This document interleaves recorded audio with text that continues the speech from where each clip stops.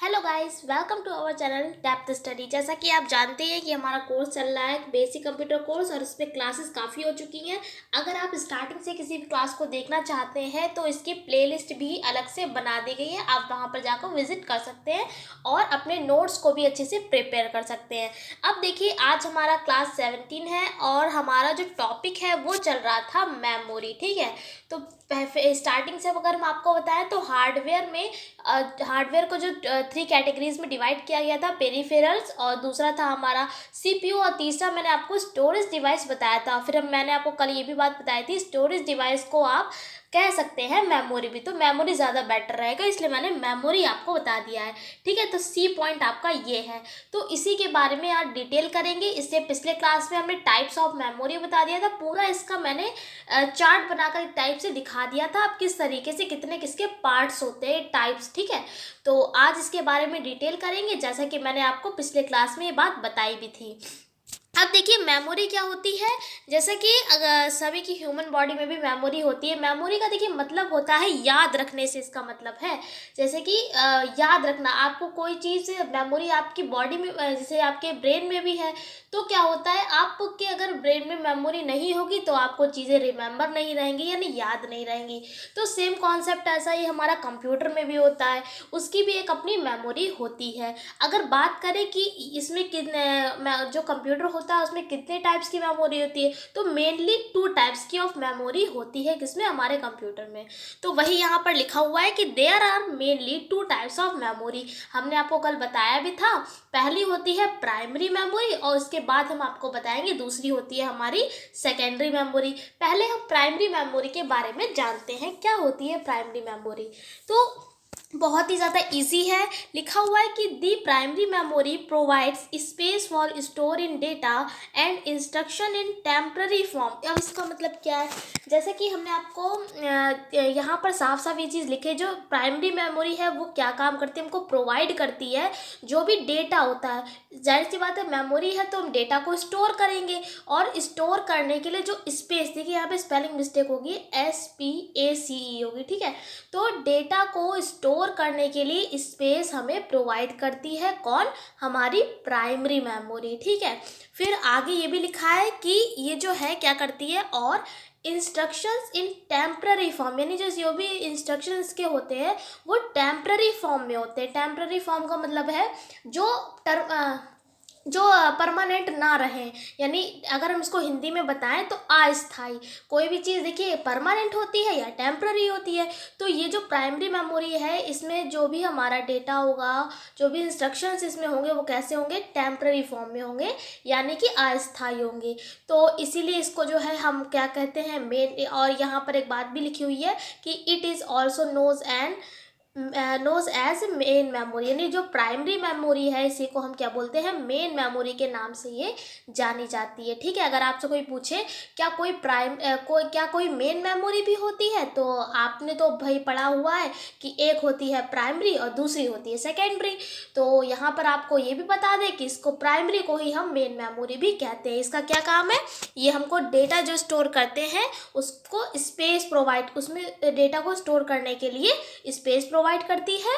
और ये क्या होता है, इसमें जो डेटा होता है वो हमारा कैसा होता है, टेम्पररी फॉर्म में होता है। ठीक है, तो अब आगे बढ़ते हैं। जो हमारी प्राइमरी मेमोरी है इसके भी टू पार्ट्स होते हैं, यानी टू टाइप्स होते हैं। एक होता है हमारा रैम और दूसरा होता है रोम। जैसे कि आपने अगर कोई भी आपने मोबाइल फ़ोन ख़रीदा होगा तो उसका भी एक रैम होती है, रोम होती है, उसी के अकॉर्डिंग आप अपना मोबाइल फ़ोन ख़रीदते हैं ना। तो इस टाइप से, तो आज अगर आपको नहीं पता है रैम रोम के बारे में तो बताते हैं। आप इसको राम ना पढ़ें, इट्स कॉल्ड रैम है। ठीक है, राम नहीं है, क्या है, रैम है। इसकी फुल फॉर्म होती है रैंडम एक्सेस मेमोरी। अब ये क्या है, बहुत ही आसान है, it is a read write memory. यहाँ पर मेनली बात ये है कि आपको फुल फॉर्म तो ज़रूर याद होनी चाहिए। क्या है, रैम की, रैंडम एक्सेस मेमोरी। अब यहाँ पर लिखा है कि it is a read write memory, यानी ये क्या है, ये एक ऐसी मेमोरी है जिसमें हम रीड भी कर सकते हैं, रीड यानी पढ़ना, और राइट का मतलब क्या होता है, लिखना, यानी रीड राइट मेमोरी है। It is also a volatile memory, volatile का मतलब होता है चेंजेबल होते ही है, यानी रीड भी कर सकते हैं, राइट भी कर सकते हैं, इसलिए इसको वोलाटाइल मेमोरी भी हम बोलते हैं। फिर लिखा हुआ है it is rights the stored information as long as it is supplied with the power supply. When the power supply is switched off or interrupted, the stored data will be lost. अब इसका मतलब क्या है, यहाँ पर आप RAM के बारे में बहुत ही हम ईजी वे में आपको, ईजी लैंग्वेज में आपको बता देते हैं। रैम जो है वो क्या है, एक वोलेटाइल मेमोरी है, रीड एंड राइट मेमोरी है। जैसे कि क्या होता है, अगर आप कोई भी अपना डेटा लिख रहे हैं, अपना डेटा टाइप कर रहे हैं अपने डॉक्यूमेंट पे, तो क्या होता है, अगर आपका पावर सप्लाई जो है वो ऑफ हो गई है, या बाई चांस मान लिया है आपका जो जिस पे भी आप टाइप कर रहे हैं, मॉनिटर है या आपका जो लैपटॉप है, जिस भी आप डेस्कटॉप पे कर रहे हैं, अगर वो ऑफ हो जाता है, उसका पावर सप्लाई बंद हो जाती है, तो जितना भी आपने डेटा लिखा है वो वापस नहीं आता है, क्या हो जाता है, लॉस्ट हो जाता है, खो जाता है। क्यों, ये ऐसा किसके कारण होता है, ये हमारा रैम के कारण ही होता है। तो आई होप आपको समझ में आ गया होगा। लेकिन रोम जो है वो आगे आपको रोम पढ़ाएंगे, तो रोम में ऐसा नहीं होता है। अगर आप पावर सप्लाई जो है वो बंद भी हो जाती है, फिर भी रोम में अगर आप जो डेटा है वो हमारा स्टोर हो जाता है, वो आपको आगे बताएंगे। लेकिन रैम जो है उसमें डेटा अगर आप अपना डेटा जो है वो फीड कर रहे हैं, और अगर आपकी पावर सप्लाई बंद हो जाती है, लाइट चली जाती है, तो उसमें क्या हो जाता है, लॉस्ट हो जाता है आपका जो भी डेटा होता है, यानी स्टोर नहीं हो पाता है। अगर हम बात करें कि रैम कितने कहाँ आती किस टाइप की है, तो देखिए अवेलेबल है 1 GB की, 2 GB की, 4 GB की, और आजकल तो मार्केट में और भी आती हैं। अब देखिए जो रैम है उसके भी 2 टाइप हैं, एक होता है हमारी एस रैम और दूसरी होती है हमारी डी रैम। एस रैम यानी कि स्टैटिक रैंडम एक्सेस मेमोरी, और डी रैम यानी डायनेमिक रैंडम एक्सेस मेमोरी। कुछ इस टाइप की ये रैम होती है, आपने देखी भी होगी। अब बात करते हैं, तो आई होप देखिए हमने आपको प्राइमरी मेमोरी जो है उसका जो पहला टाइप था रैम, वो समझा दिया है। इसमें डेटा क्या हो जाता है, लॉस्ट हो जाता है, ये बात आपको याद रखनी है, और साथ ही साथ इसकी फुल फॉर्म याद रखनी है। अब इसके सेकंड टाइप की ओर चले, तो सेकंड है हमारा रोम। इसकी फुल फॉर्म है रीड ओनली मेमोरी, नाम से ही पता चल रहा है। अब यहाँ पर एक बात याद रखने वाली है, जो रैम है वो क्या है, हमारी रीड एंड राइट मेमोरी थी, ठीक है। अब इसमें नाम में क्या है, रीड ओनली मेमोरी, यानी जो रोम है वो केवल क्या करेगी, रीड करेगी, राइट इसमें नहीं हो सकता है, ठीक है। आप ऐसे नाम से भी याद रख सकते हैं। तो इसमें लिखा हुआ है it is permanent type of memory, यानी इसमें जो भी हमारा डेटा होगा वो क्या होगा, परमानेंटली फॉर्म में होगा, इसलिए इसको हम परमानेंट टाइप मेमोरी भी बोलते हैं। It contents are not lost when power supply is switch off, यानी इसका मतलब है अगर आप अपना डेटा फीड कर रहे हैं और अगर आपकी पावर सप्लाई जो है वो ऑफ भी हो जाती है, तो भी आपका जो डेटा है वो लॉस्ट नहीं होता है। उसके बाद लिखा है द यूज़र कांट राइट, यानी देखिए साफ साफ लिखा है, इसमें यूज़र लिख नहीं सकता है इनटू अ रोम। रोम के में आप किसी भी डेटा को लिख नहीं सकते, केवल क्या कर सकते हैं, रीड कर सकते हैं। फिर देखिए लिखा हुआ है ROM also stores function and code conversion tables etcetera, यानी जो रोम है इन सब स्टोर्स फंक्शन है, कोड हो, टेबल्स है, उसको क्या कर देती है, स्टोर कर लेती है। तो ये तो हो गया हमारा रोम, और रोम के भी हमारे टाइप होते हैं, ये आपको समझना काफ़ी इम्पॉर्टेंट है। एक होता है पी रोम, सेकेंड होती है ई पी रोम, और थर्ड है डबल ई पी रोम। एक एक करके समझाते हैं। देखिए पी रोम का मतलब है, देखिए रोम तो पता ही है, रीड ओनली मेमोरी, ठीक है, सभी में रोम लगाई हुई है क्योंकि ये रोम की ही टाइप है। पी का मतलब है प्रोग्रामेबल, ठीक है। ई पी का मतलब क्या हो जाएगा, E for erasable, P for programmable, जो भाई ऊपर हो चुका है। डबल ई पी का मतलब क्या है, इलेक्ट्रिकल, इरेजिबल, प्रोग्रामेबल, ठीक है। तो ये हमारे तीनों क्या है, रोम के हमारे टाइप है। अब सब में इन तीनों में डिफरेंस क्या है, जब देखिए जब इसमें मैनिपुलेशन होता है, मान लिया हमारे पहले पी रोम के बारे में बताते हैं। जब ये बनाई जाती है, ठीक है, आप ऐसे समझ सकते हैं जब इसमें मैनिपुलेशन होता है तब क्या होता है, जो भी डेटा इसमें डाला जाता है वो मैनिपुलेशन के टाइम ही डाल दिया जाता है।